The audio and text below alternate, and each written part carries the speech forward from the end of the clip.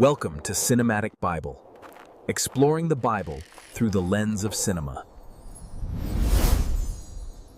E quando Abrão era da idade de 99 anos, o Senhor apareceu a Abrão e lhe disse: Eu sou o Deus Todo-Poderoso, anda diante de mim e sê perfeito.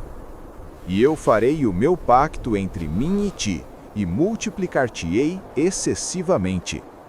E Abrão caiu sobre sua face, e Deus falou com ele, dizendo: Quanto a mim, eis que o meu pacto é contigo, e tu serás um pai de muitas nações. O teu nome não se chamará mais Abrão, mas teu nome será Abraão, pois pai de muitas nações eu te fiz. E eu te farei extremamente fértil, e farei nações de ti, e reis sairão de ti. E eu estabelecerei o meu pacto entre mim e ti, e tua semente depois de ti nas suas gerações, para um pacto eterno, para ser um Deus para ti e para tua semente depois de ti. E eu darei a ti e para a tua semente depois de ti a terra em que és estrangeiro, toda a terra de Canaã para possessão eterna, e eu serei seu Deus. E Deus disse a Abraão: Portanto, tu guardarás o meu pacto, tu e tua semente depois de ti, nas suas gerações. Este é o meu pacto que guardareis entre mim e vós, e tua semente depois de ti. Todo filho homem entre vós será circuncidado. E vós circuncidareis a carne do vosso prepúcio, e será um sinal do pacto entre mim e vós. E aquele que tem 8 dias será circuncidado entre vós. Todo filho homem nas vossas gerações, aquele que é nascido em casa, ou comprado com dinheiro de algum estrangeiro, que não é da tua semente. Aquele que é nascido em tua casa, e aquele que é comprado com teu dinheiro, deverá ser circuncidado, e meu pacto estará na vossa carne, como um pacto eterno.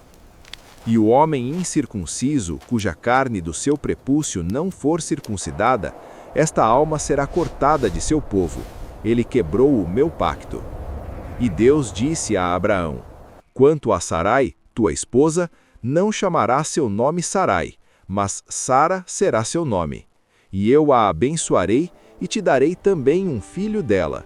E a abençoarei, e ela será uma mãe de nações.